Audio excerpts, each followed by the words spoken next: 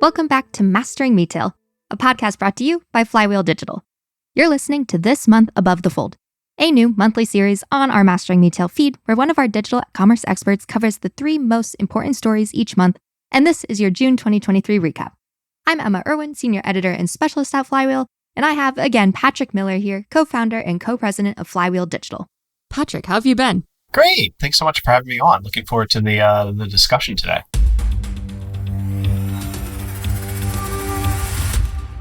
Today, we're talking about Jason Del Rey's new book, Winner Sells All. We're talking about Amazon excluding Temu from competitive price checks and some updates on the 3P seller landscape with the introduction of the INFORM Act.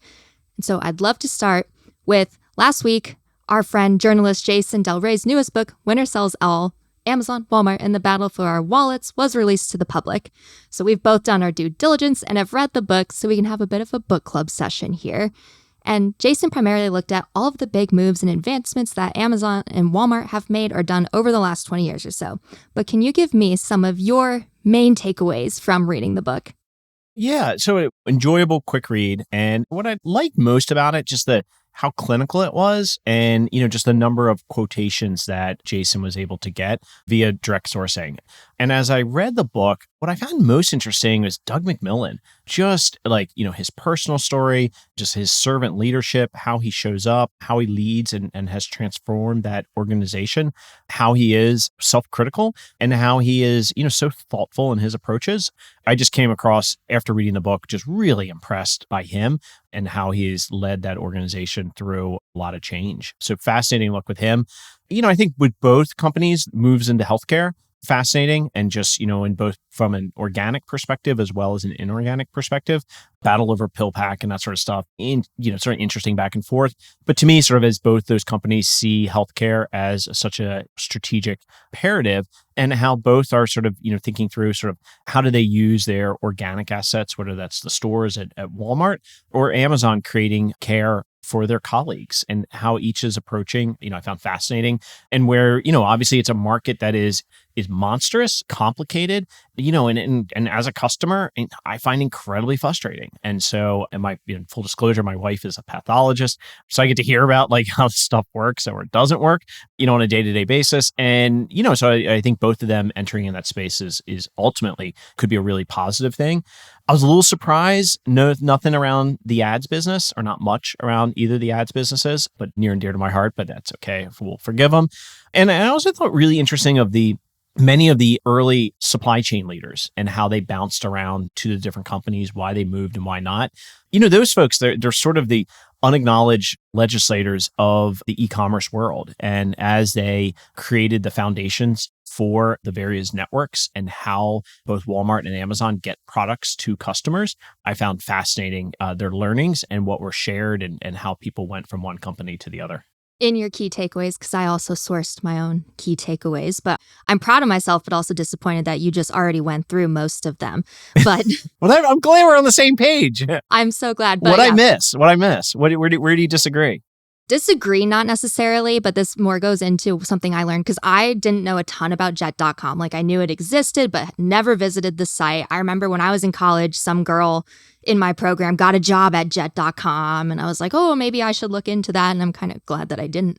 But I didn't really know anything about how that site worked, and then I knew of Mark Lowry, but it was really interesting to actually get the foundations of how that site worked and how it kind of helped build Walmart's e-commerce or gave them some kind of start. Yeah, I was, all right, so I already had gray hair by then, so I was closer. So that one was less interesting to me just because I lived through it and I had worked with Jet, as well as Quidsy pre-acquisition on both of them. So yeah, those jived with my experiences with both of them. So it was less interesting to me just because I lived it, but, or at least from the cheap seats, but I thought the reporting was good. Was there anything mentioned in the book that you didn't already know? Yeah, a lot of the M&A stuff and sort of the intricacies there certainly didn't know. Earlier Walmart stuff didn't know. And I sort of looked at it as a bridge between Sam Walton's autobiography and Brad Stone's work. And so I thought it was actually a great way to bridge those two.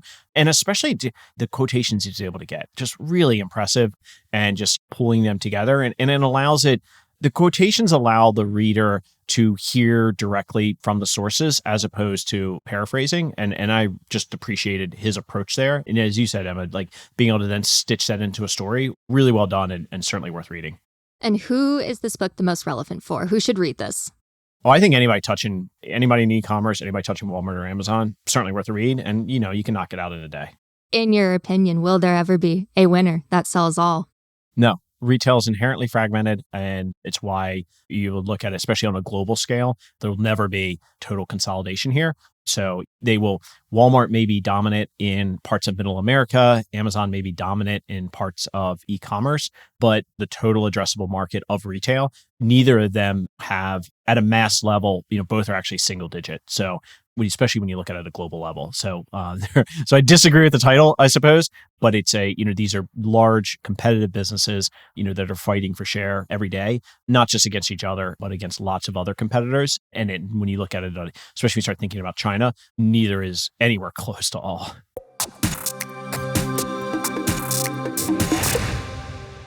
Let's move into our Temu story, which is an article that was released that stated that Amazon is excluding new competitor Temu, which is a fast-growing Chinese-owned marketplace in the US, for anyone who doesn't maybe know, from its pricing algorithm because the site doesn't meet its standards of a fair pricing policy. So why is Amazon doing this? When Amazon looks in most cases to be a fast follower. And so they want to see where others price they consider to be image competitors, so similar to them. And then they will then match price there. And they're able to do arithmetic, count sheets of toilet paper, number of pills, et cetera. Sort of the challenge brands have is it erodes slope and variance in margin by class of trade. But, Amazon sees it sort of as good for their customer experience. And so with Temu, you have this, sort of a marketplace that's, quickly come into the States, growing rapidly. But I think of it as sort of it's asking existential questions around what is a brand. And it's asking questions around counterfeit and IP. Where should Amazon match? And so many of these are, direct listing from, China sellers. And so how does Amazon match these? And so, I think that's one, a really, really big question. And then two, it's sort of like, well, if it's just a bit of a bazaar, is it even worth, matching and what to match and how to match? And so in my mind, as these are all products, not brands. And, as they become brands, it could be more interesting and Amazon may decide to match there. Right now, it's sort of too much of a bazaar and not enough of a retail. And is there any risk to Amazon taking this stance for Amazon?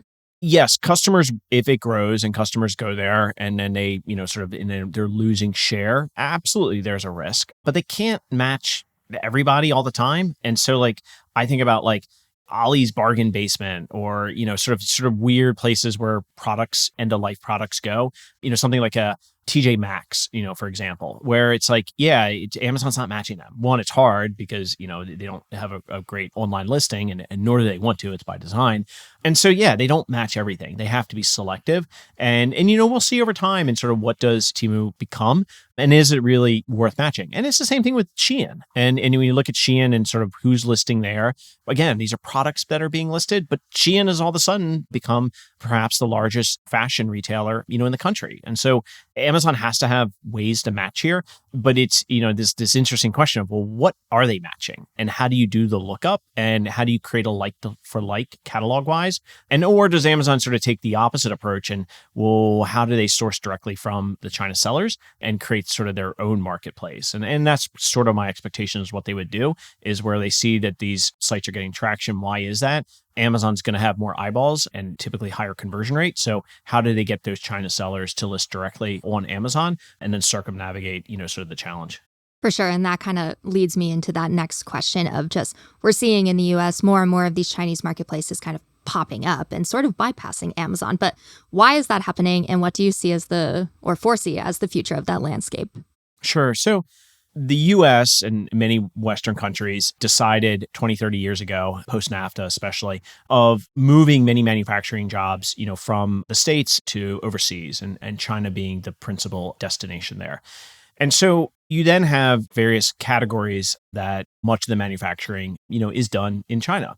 And so there's an interesting question of well, who is the brand? What is the brand? And you have certain brands that they own the factories in China. Others, where they outsource that to someone, and others where they outsource that to numerous, factories, numerous partners, and still own the sort of overarching IP on top of that.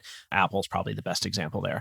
But on more simplistic manufacturing, garden spades, kitchen spatulas, etc., well, what's the difference between the China product and product that the brand in the States is making? And I don't mean by making as they're actually manufacturing it, but they're putting their logo on it. And so to me, this is actually more of a disintermediation, of the US-based marketing manager. And instead, it's the China factory owners saying, hey, we're going to become a seller, which is really a bridge to, hey, we're going to become a brand. And so if you look at sort of the number of trademark filed in the US over the past 7-8 years, it's an exponential increase as these factory owners start to become brand builders. And so one of the paths to do that is Amazon, but there's also Shein, Temu, Ali's had a number of efforts here to list these directly. And, some of these may become brands and maybe not. Anchor is oftentimes, held up as a good example there. So, I expect to sort of see more and more of these. These are also sort of second order effects of sort of the cheap capital that before interest rates rose, creating a two-sided marketplace is not for the undercapitalized. And I think there's also a big question around like, if I'm a brand, the age-old question of when should I be a 3P, when should I be a 1P? And so I think about that, sort of in the sense of a lot of brands hate the AVN process, but I look at it like, well, at least you got a chance. 3P side, they press a button. And I also look at it like, well, where does Amazon or any other retailer make more money? And well, the 3P side. Well, if they're making more money and it's the same product, well, then who's making less money if it's the same price? So that's oftentimes the brands. And so to me, it's solving on the 3P, 1P side is really looking at sort of what are the symptoms I'm trying to cure? What is the best solve for that? And sometimes it might be 3P. Sometimes it's 1P. Sometimes it's fixing diversion. Or on our last episode, we talked about shrink. These are all related and much more nuanced than just a binary 1P, 3P conversation.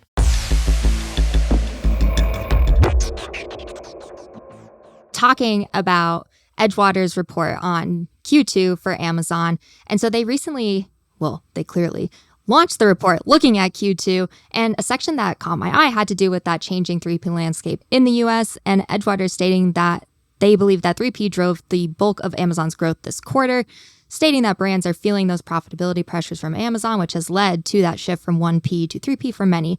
But can you kind of break down the short and long-term impact of this? Specifically on Inform, I think it's a really good thing. Identity and transparency is paramount for chain of custody and trust in what the goods are. And so the more that is done to help the end customer understand who they are purchasing from, the better. And so, so this may cause some short-term pain as some sellers fail to comply, and that might shrink down some selection. But any legit seller should be able to fill out a form pretty easily and provide identification. So to me, if this ends up decreasing counterfeit, decreasing diversion, that's a good thing. And figuring out sort of in a tighter way, what does chain of custody actually look like and who are you actually buying from? I think that's ultimately a really, really good thing. And you mentioned the Inform Act, which, so if anyone is unfamiliar, they don't have to go off and look at what this is. But as of June 27th, is a government bill in the US that's going to require online marketplaces to collect, verify, and disclose certain information from high-volume third-party sellers. And it's really basic information that this bill is asking for sellers to provide. But Edgewater kind of had these thoughts on how Amazon is going to strategically implement this across the board. And there was a line in there that Amazon may be trying to, quote, cull the herd, unquote, of 3P sellers, focusing on the 20% who make up 80% of sales. Is this kind of in line with how you're thinking that Amazon will pursue this? And kind of what does this mean for the future? I doubt they're going to cull the herd, but they will focus on the larger sellers and help them be successful. And so, but at the same time, they always want more selection. And so they don't want, they want to make sure that, sort of the tail is vibrant and that they continue to offer the Earth's, largest selection. So I think it's an and statement in the sense that the, sort of the head sellers are driving the vast majority of GMV, but they want to incubate those tail sellers and, help create jobs both in the States, Europe, and Asia to help them be successful. So this is sort of a step driven by the US government to help legislate and mandate identity and to, and drive transparency. I think that's in everyone's best interest, except for the bad actors, and won't be sad to see them gone. Last question for you. Similar to last time, I'm going to have you predict the future, which no one likes doing. But I feel like it's better this time because we know what's coming in July, which is Prime Day. So at least we get to narrow it down a little bit. But like, what are your spidey senses giving you for how Prime Day is going to turn out this year? So my prediction is that the much of Prime Day success is actually going to be driven by Supreme Court actions over the next couple of days. And that's specifically looking at the $400 billion that the Biden administration, had dedicated towards student loan forgiveness. If the Supreme Court allows that to continue, it'll have a positive impact from a monetary perspective across about 40 million Americans. So if the Biden administration proposal goes through, folks will have more discretionary income, which is then going to drive success on Prime Day. If the Supreme Court rules, that, this is illegal, then that's going to have a negative impact because the news will be saying that all of a sudden 40 million Americans are going to have to pay a whole lot more. And then that's going to clamp down on discretionary spending going forward. So that to me will be a huge tell as far as the success of Prime Day. And we should know in probably this Thursday. Interesting. And that's it for this month's e-commerce news. Tune in next month for our July recap and be sure to share this episode if you enjoyed it. I'm Emma Irwin, and I'll see you next time.